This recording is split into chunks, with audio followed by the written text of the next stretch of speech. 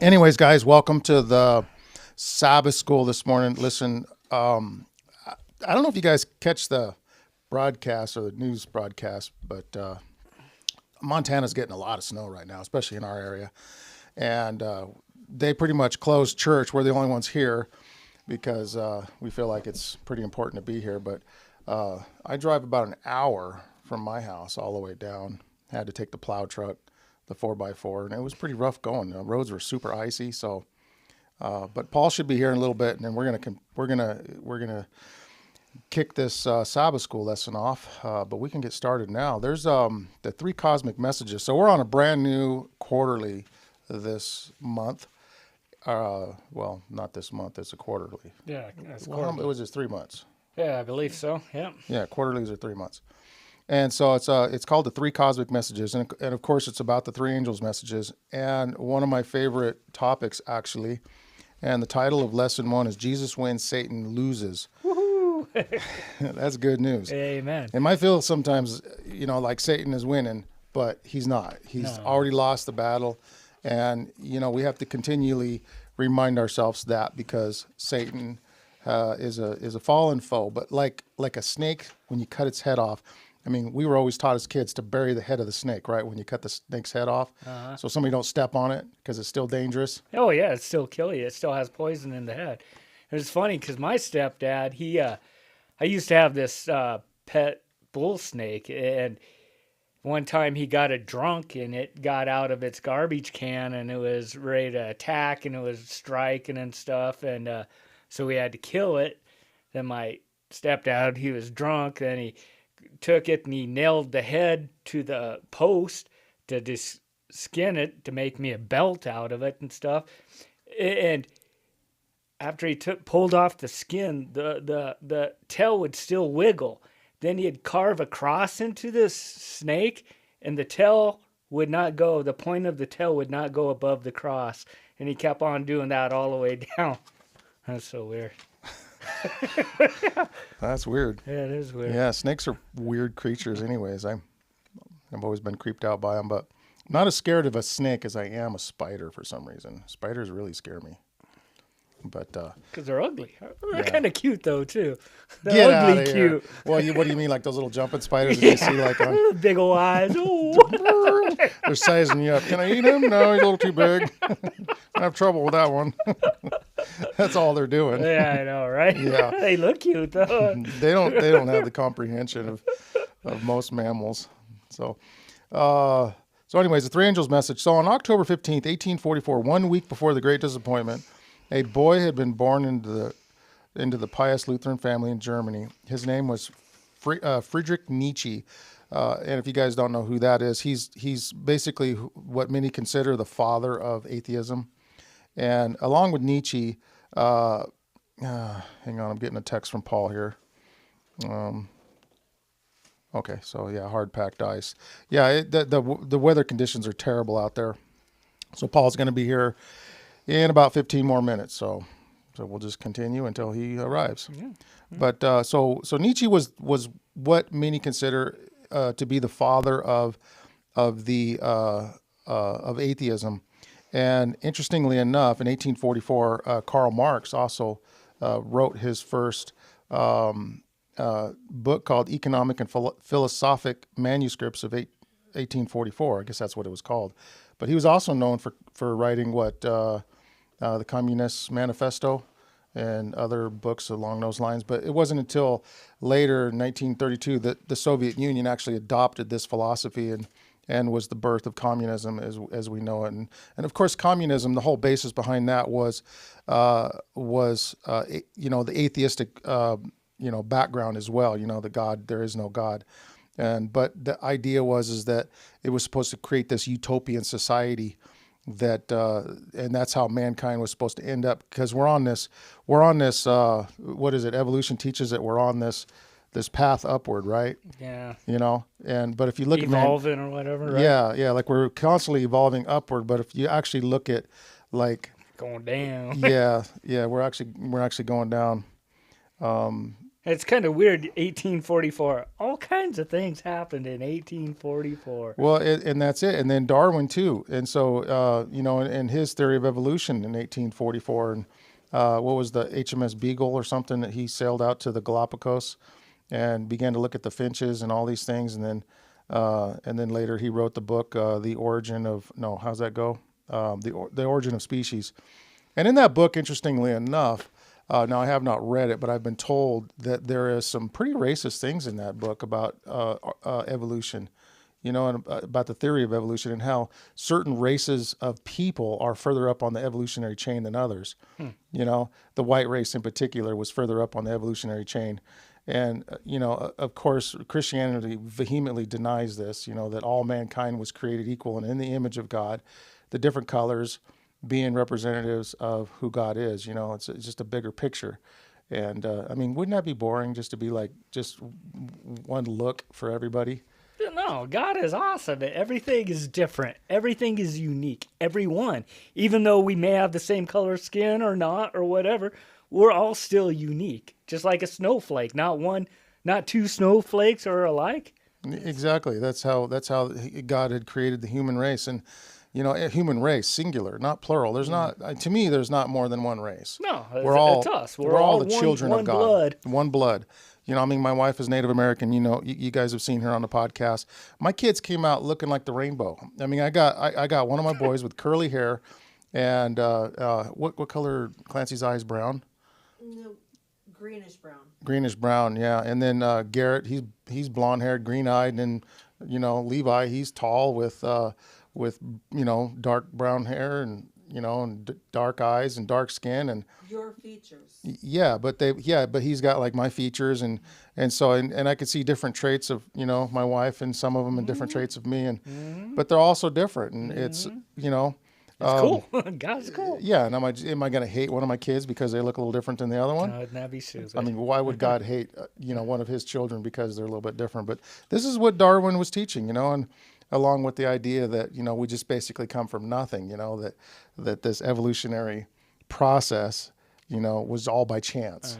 Slime pit or whatever piece of It's ridiculous. It takes more faith in evolution because isn't everything was supposed to be compacted into like the Big Bang? Yeah, into like the end of a pin as big as the end of the pig, then explode out and everything is what it is. Yeah, all the matter came from that.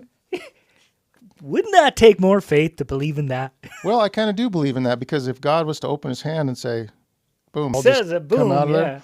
Yeah, but there's a lot of holes in that theory. And scientists are starting to look at the Big Bang and they're even scientists that don't believe in creation are picking it apart. Because it's uniformly expanded. You got galaxies that are spinning in different directions. These Saturn are clusters and all of that other, it wouldn't make sense if everything blew out.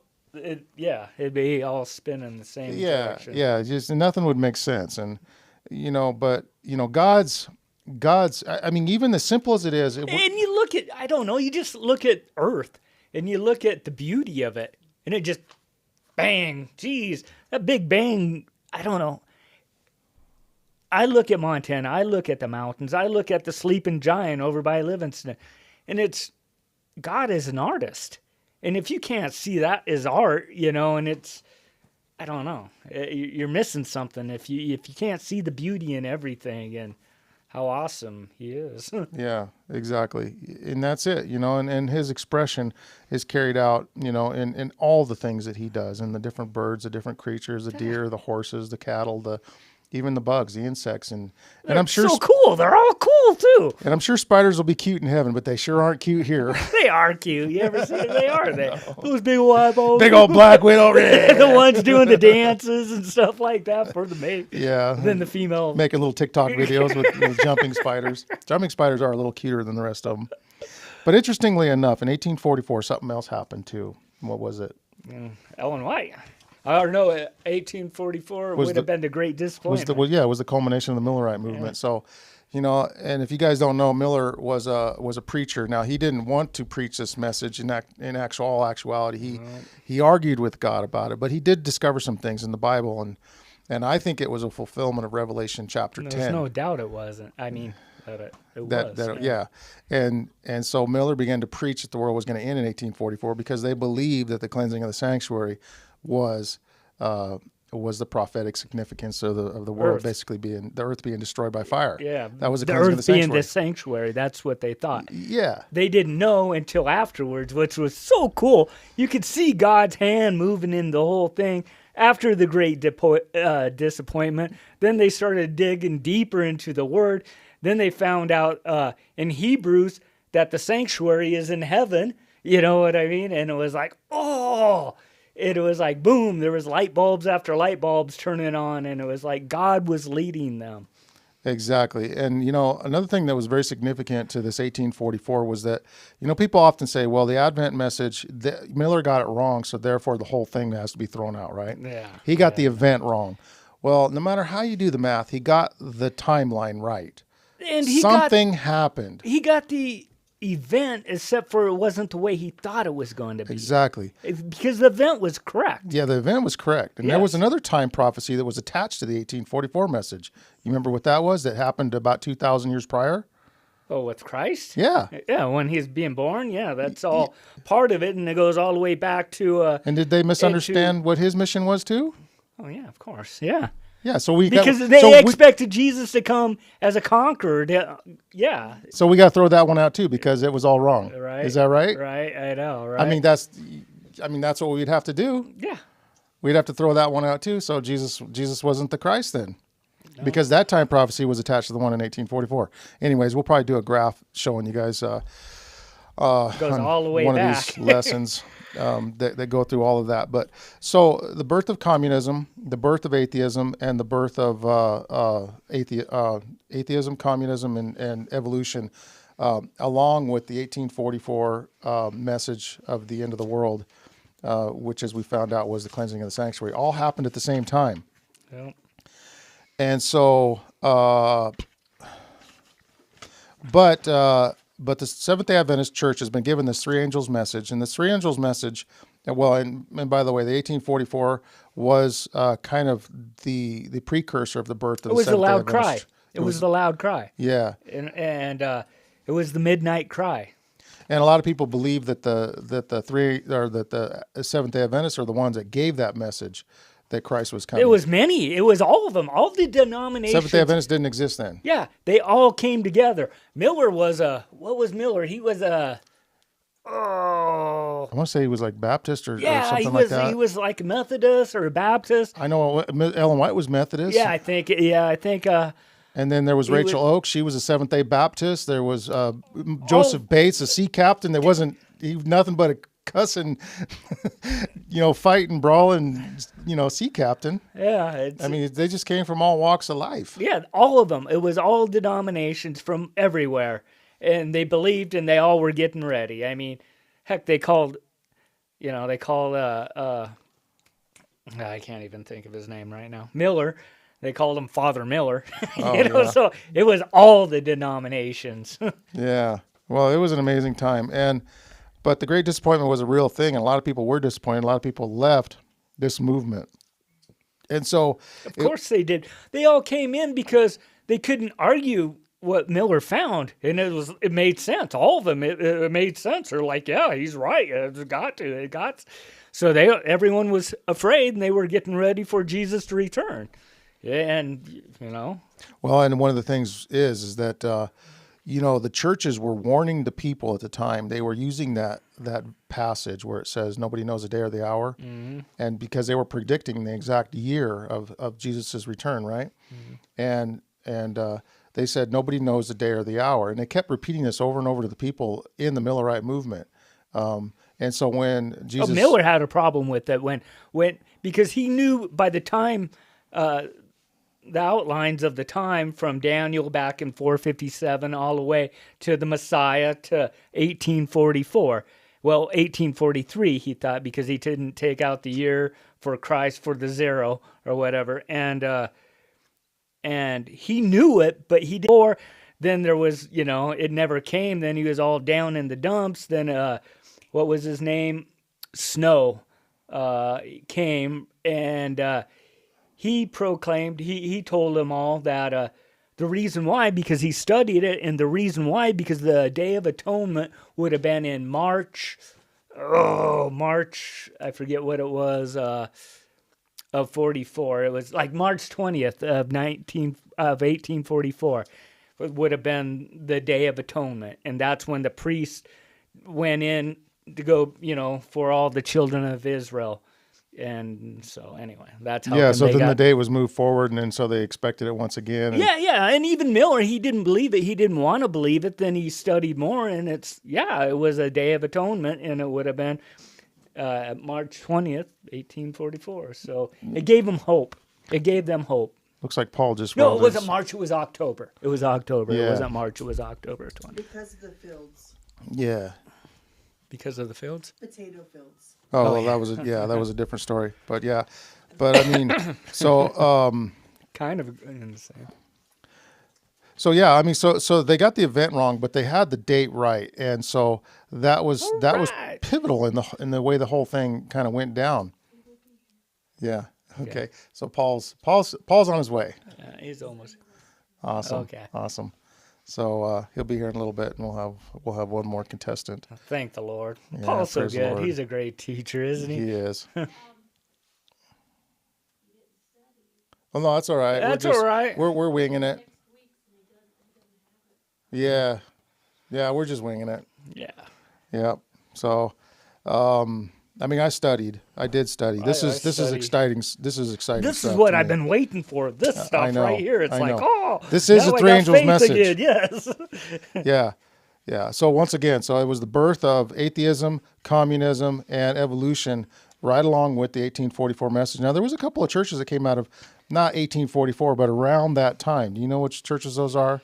Well, we've Besides got the Adventist Jehovah's Church? Witnesses and And the Latter-day Saints. yeah.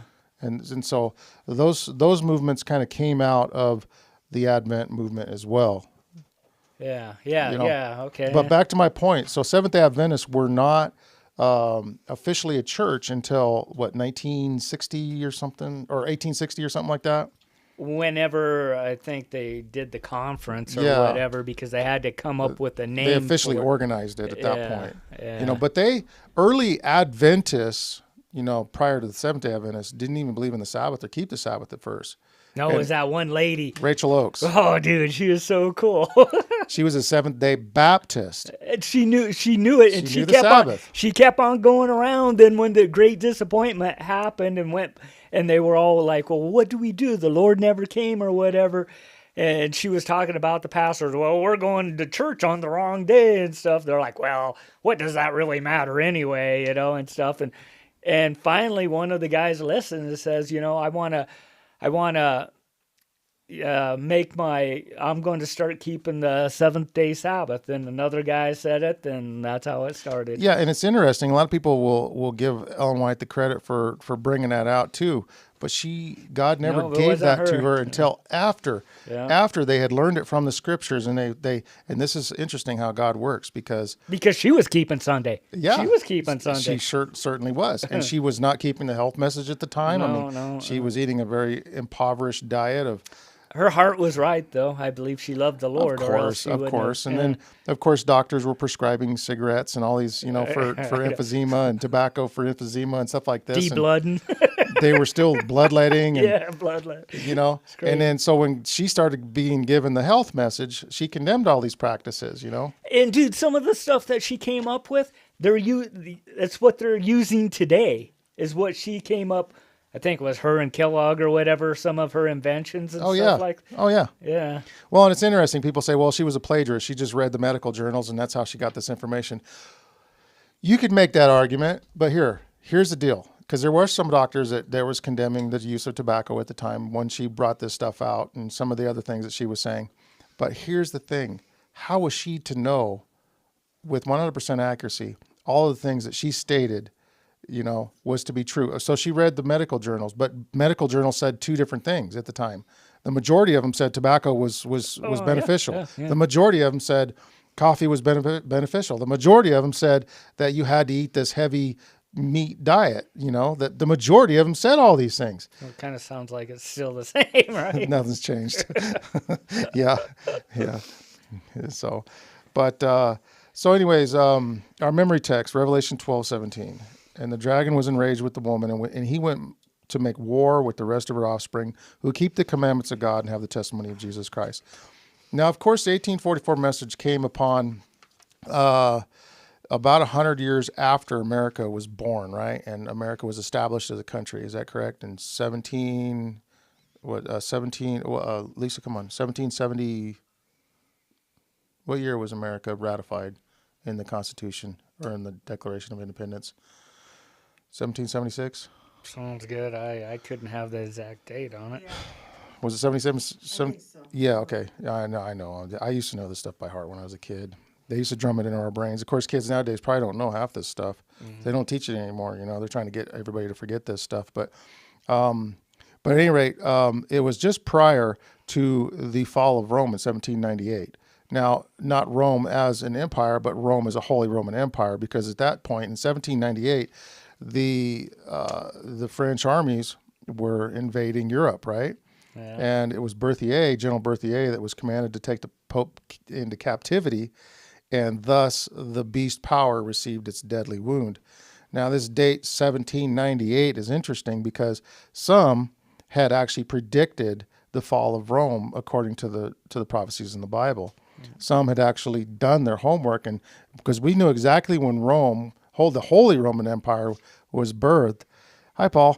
Hey, Come Paul. sit down, Woo-hoo! Paul. Have a seat. We got one all warm for you over here. Yeah. Whoever you want to say bye. Are you growing a mustache? Oh, I don't know about that. Paul's gonna join the law enforcement. You got to have a mustache for law enforcement. Oh yeah. Get my man with no eyes, sunglasses on. Well, good morning. You guys have a rough time getting out? Yeah, it was pretty crazy on our street. Airport and everything else has been packed ice. I tell you, that's even I-90 eastbound from Three Forks. It was wretched. Yeah, we went to the Conoco this morning, and Because it was all so warm, huh?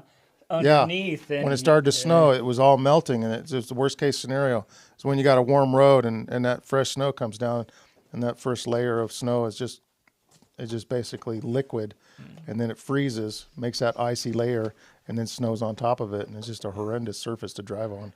Amazingly, I didn't see one in an hour and a half or so of driving. One person off the road. Oh, sweet. Yeah. Sweet. Pull that mic up a little closer there, Paul. Yeah, there we go. There you go. So, no, we're just talking about 1798 was the fall of the Holy Roman Empire. Yeah, this is the person So- we need to be talking to. Well, I don't know about that. I didn't. I must confess, I didn't get my study done. Oh, this is a good one, Paul. You'd be well informed on So all it's this, believe me. Lesson, Yeah. which one? It's lesson one. Oh, Jesus out of this one. wins. Okay, this is the very beginning. Okay. Yeah. Yeah, well, we're in a brand new quarterly. So 1798 was the end of the Holy Roman Empire. There's a date given 5 times in the book of Daniel and Revelation of 1260-day period. There's the, let's see if we can find these. There's the time, and half a times. There's the, what is it, the 42 weeks? Yep. And then there's the 1260-day period, and the 3.5-year period. So all of those, if you reckon them a day for a year, and we'll give you guys some Bible scripture for that as well, how we're arriving at that. But many scholars used to always, and even today, many Bible scholars understand that the day for a year principle is the way we can. They're of their beliefs, and that's how come they're of their beliefs, and that's how come they were persecuted and killed, because they didn't bow to the "Thus saith the church." I thought that Berthier's general, Yep. actually Napoleon's general Berthier, Yep. came on the scene in 1798, and that really put the capstone on the prophecy. Yeah, and Papacy out. it was the Yeah, the declaration went out that the beast had received the wound. And so That's that was, when it did receive the deadly wound. yeah, but yet still lived. And see, people don't realize that America was founded to get away from that persecution. Yeah. That's how come our Constitution was so- written. And right now they're so willing to give that away. Yeah, they're saying throw it away. What's the crap between church and state? Well, our forefathers knew something we didn't know. There has to be a separation between church and state. Yeah, but we can't talk about that. weren't these caveman type National Bible security. thumping, misogynists that lived back in the day? I mean, isn't that what we're talking about? I mean, these guys were just misogynistic, Bible thumping, tyrannical, Yeah, etc. simpletons that lived, a couple hundred years ago. They didn't know nothing. Oh, wow. And these laws are antiquated, and they, these forefathers they didn't have the foresight to. They knew exactly, and that's how come they tried to make the Constitution bulletproof. And they did a pretty good Well, job. they knew what was going to happen because they saw it in Europe. Yeah. They knew it. Well, and they knew the Bible. They knew what the Bible was teaching. What's that? I was watching Walter Weiss You don't want to go on the mic? Yeah. on the mic. Yeah. Not on- No. We got a mic right here. Just pull. No. Leave that on there. Just pull it over there to her, and she can. It's got a real good gain on it. She should be able to be heard.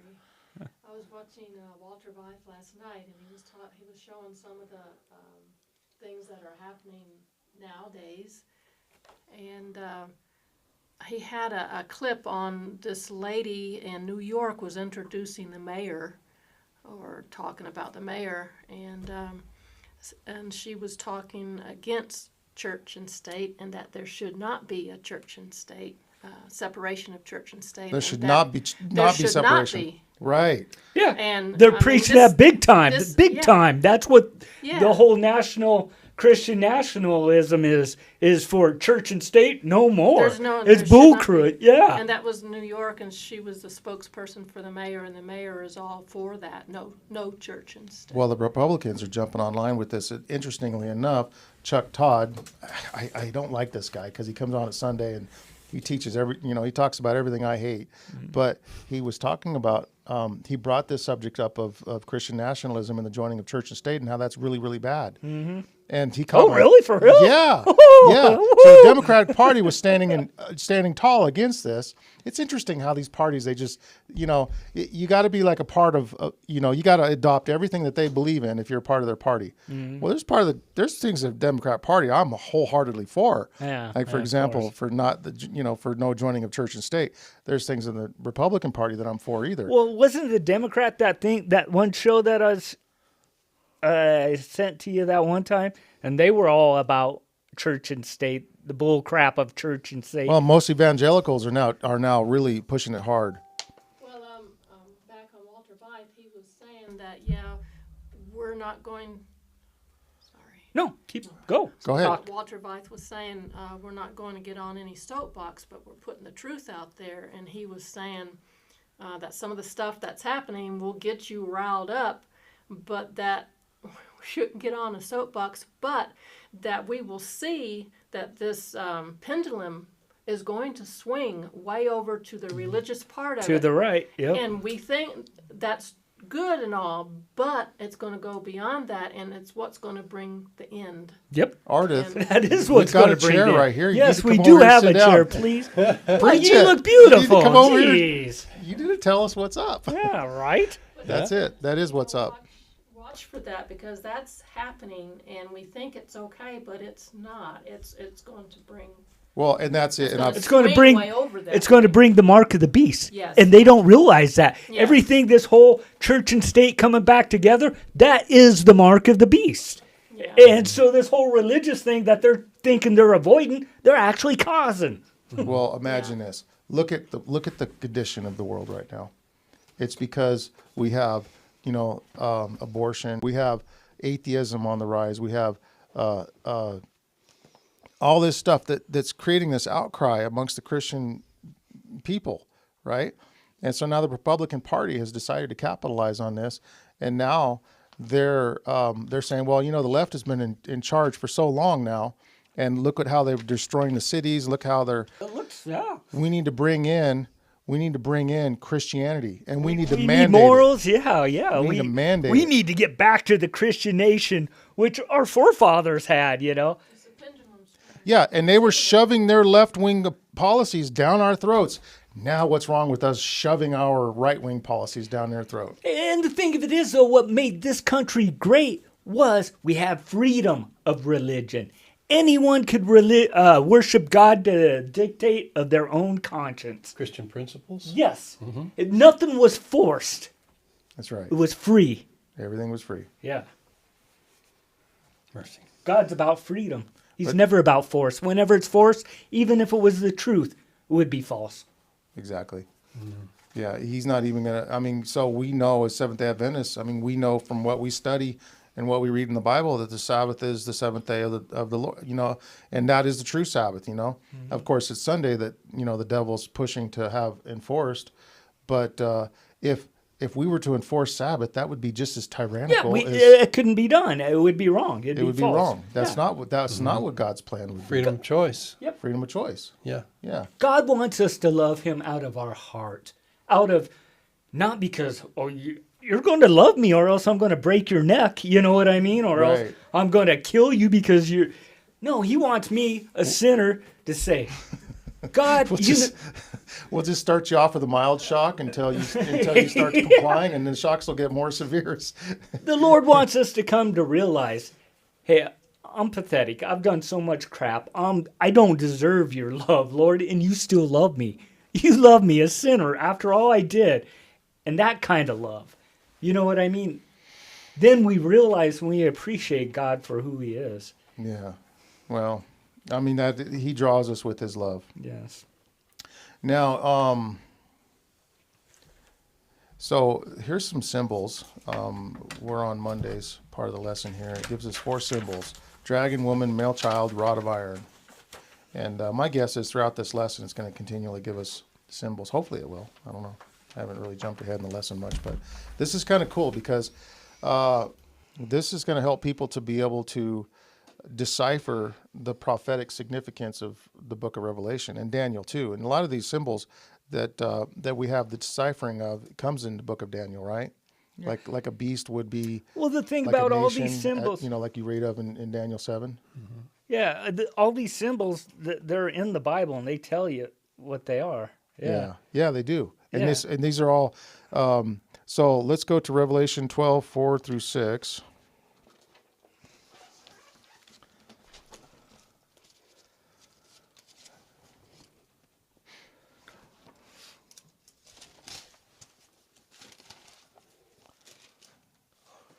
All right. You want me to read? Go for it. Revelation 12:4-6. Yep. And his tail drew the third part of the stars of heaven, and did cast them to the earth. And the dragon stood before the woman, which was ready to be delivered, for to devour her child as soon as it was born. And she brought forth a man-child, who was to rule all nations with a rod of iron. And her child was caught up unto God and to his throne. And the woman fled into the wilderness, where she had a place prepared of God, that they should feed her there 1,260 days. Or 60. Yeah, a score is 20, so 3 score would be 60. Okay. And so there's that 1,260 year prophecy, that time period, but also who's this woman? The church.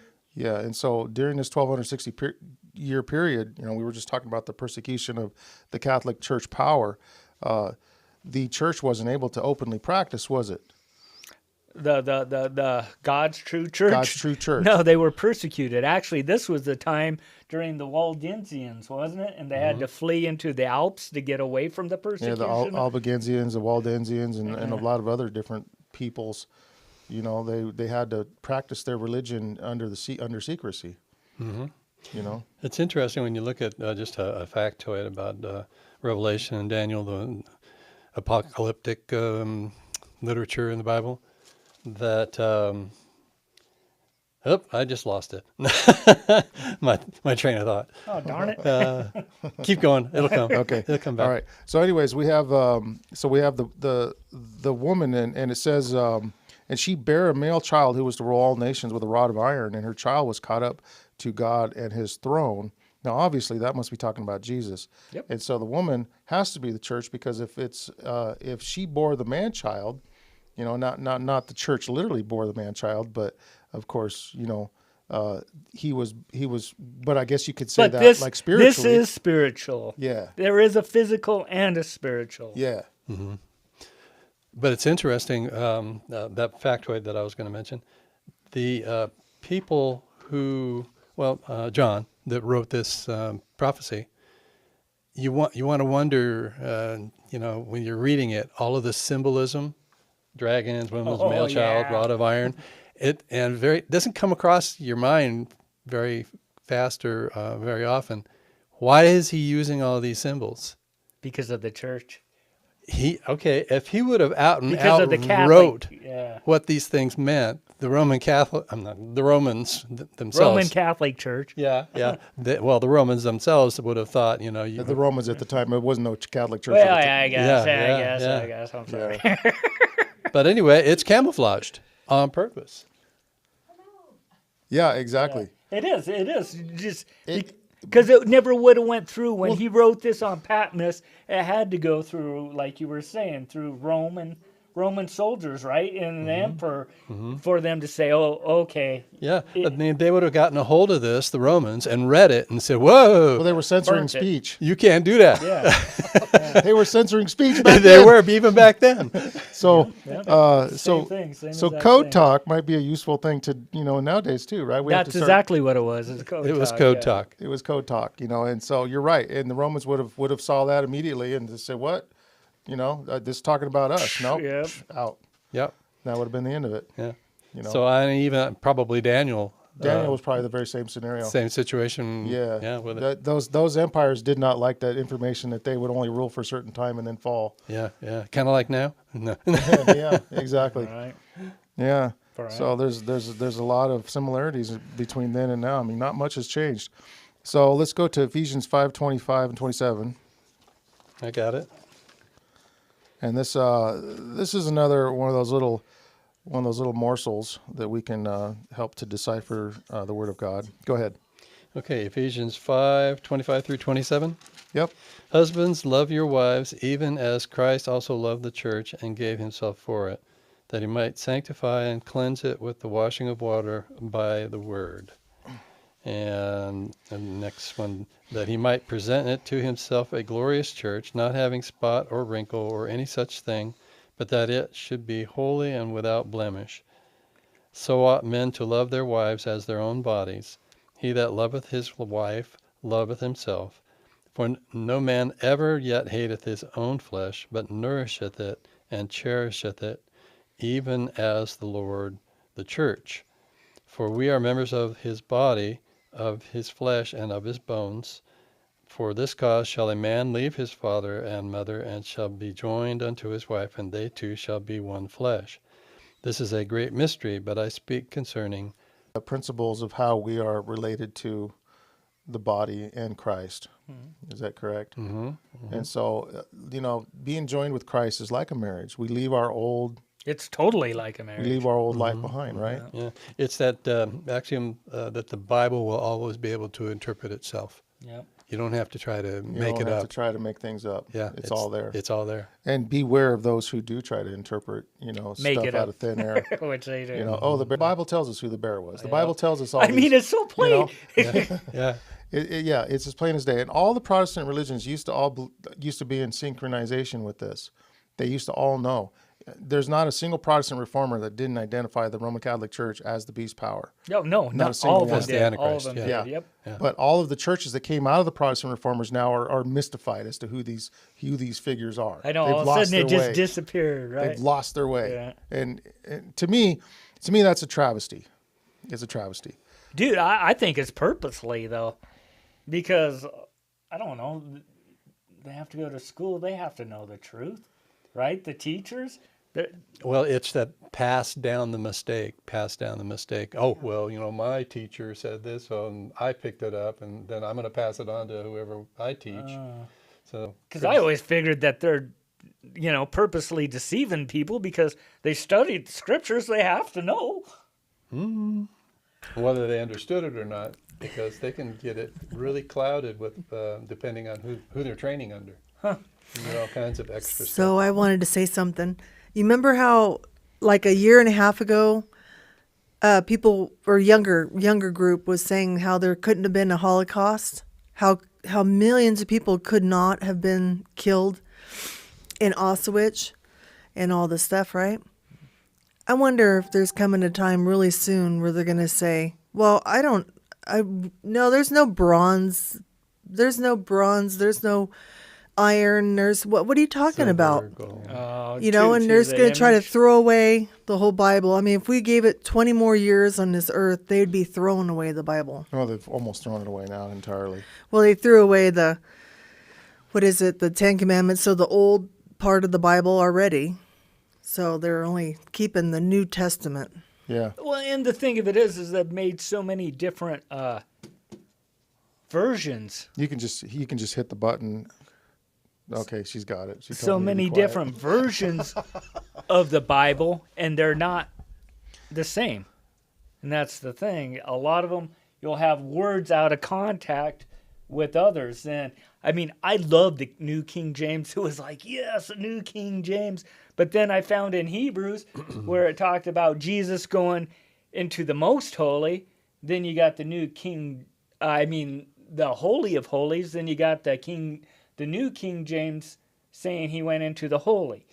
Then, there's big, huge little things where you think it don't make a difference, but actually it makes a huge difference. Yeah.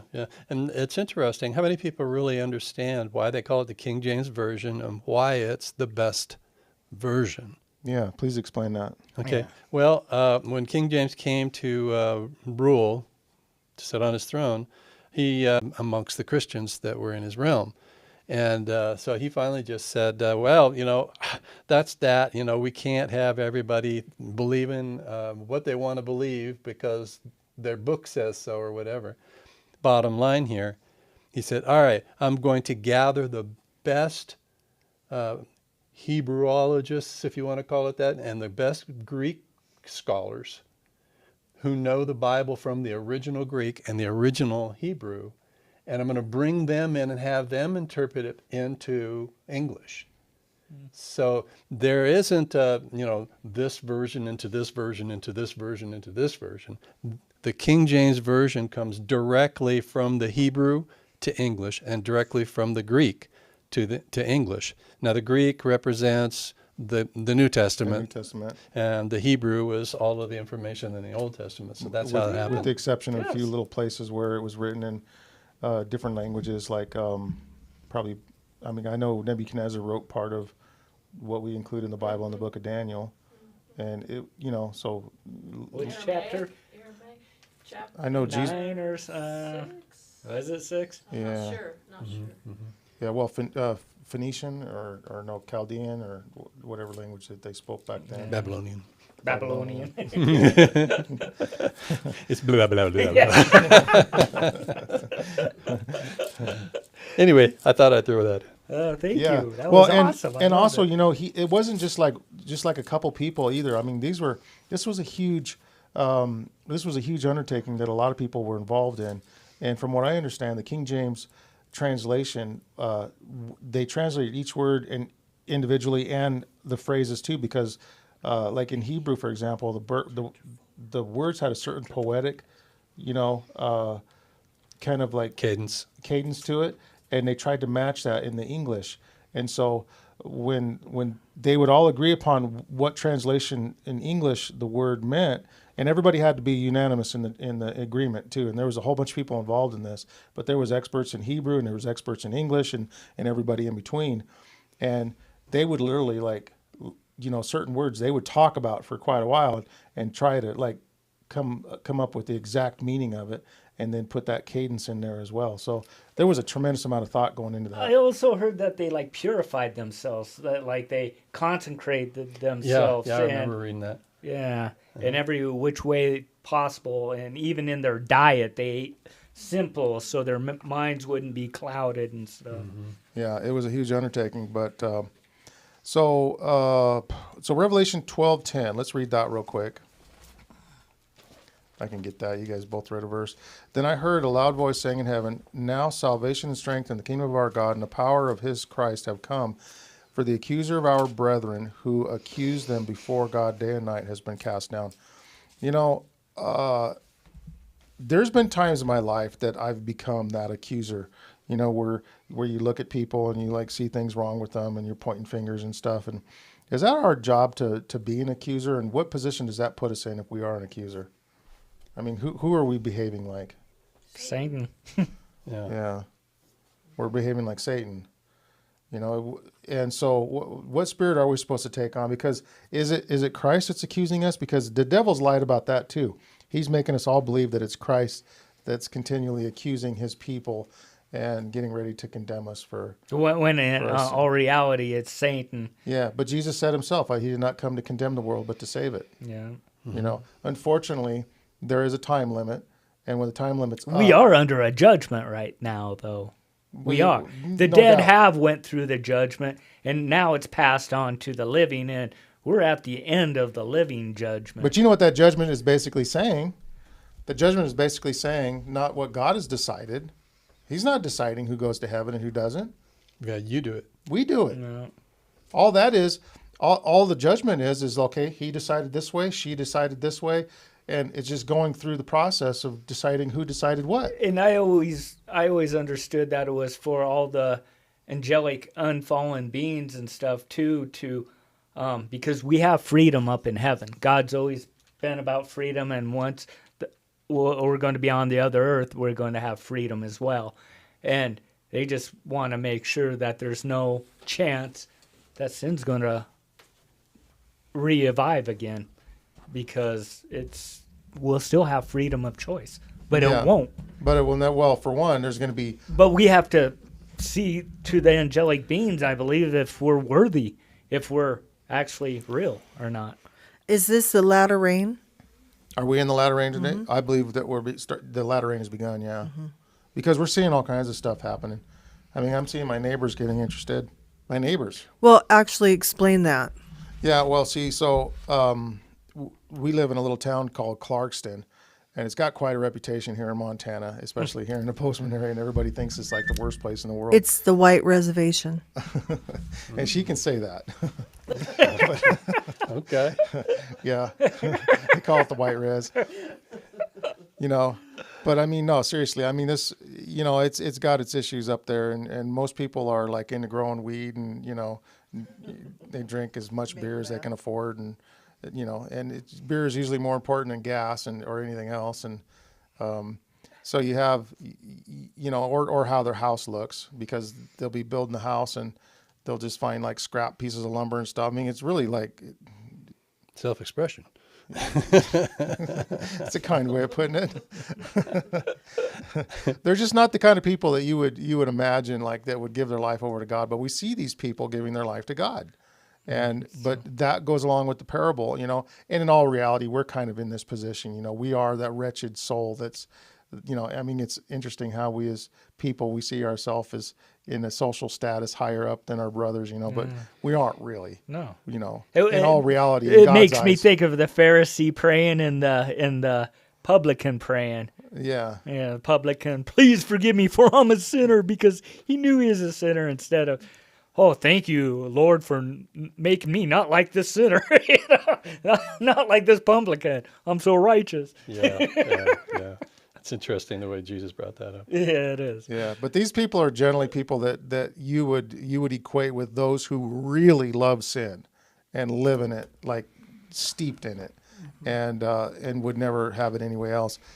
But in fact, they're hearing the voice of God speak to them, and they're responding to it, and you know, and a lot of other people are too. You know, not just them, but the whole world, I think, is being under the influence of God's Spirit. Well, I know when I was doing drugs, it's not hard to, Satan's there because he's messing with you in your life. You see him, you know it, and you're living for him for so long. Then you find out what he really is and what he really wants, and he just wants you to be destroyed, and he wants to make you look bad, and why he's doing it. And then you realize he's taking me to hell, and Jesus is begging for me to Live forever. Yeah. Well, I have to say, I feel really like a Mother Teresa when I'm up there. And I think they look at us too, like those Bible thumpers. Here they come, As everyone on the whole hill seems to know we're gone on Sabbath or Saturday. Well, that's a good testimony. That's awesome testimony. Yeah, but the good news is that the devil has lost and Jesus has won. And the message for us is that, look, anybody can obtain this gift. Pardon me. Bless you. This gift that God has offered the whole world, and all we have to do is accept it. Now, is it just as easy as saying I believe, or is there more to it than that? What exactly is involved? Well, in the salvation? demons, the devils, believe and tremble. yeah, believe and tremble. So what is it? What does it mean to believe? Yeah. What it means to believe? What does it mean to surrender your life to Christ? What does it mean to give your life over to Him? I think it means falling in love with Him. Plain and simple. And how do we do that? Yeah. Complete surrender. Yeah, complete surrender. Complete surrender, giving all and giving up everything that you think is dear to this world. It's going to burn. Yeah, it's all going to go. Let it go. We have to turn our back on it. Yep. And Yeah. that can be hard. Yeah. And I was telling my son, the highest form of worship is to turn away from sin, turn away from your habits. Is obedience. And, and it's going to be a struggle, but the Lord's going to help you through that struggle all the way through. Well, it's If only you're a, willing. You got to be willing. yeah, you got to be willing. I mean, it's only a struggle because we putting ourselves in position where we're in dire straits. I mean, Of course, we put ourselves in that position. yeah, exactly. So I mean, God didn't put us in these positions No, of never has, never would. yeah, and He'll lead us out. He'll lead us out. But again, that goes back to what we were saying, I think, last Sabbath, was how He can't violate our will. It's against the law of love. And so a lot of times people want Him to just magically wave His hand and take all these habits that we've nurtured and cherished. We got about another 10 minutes, I think. There's a chance anyway.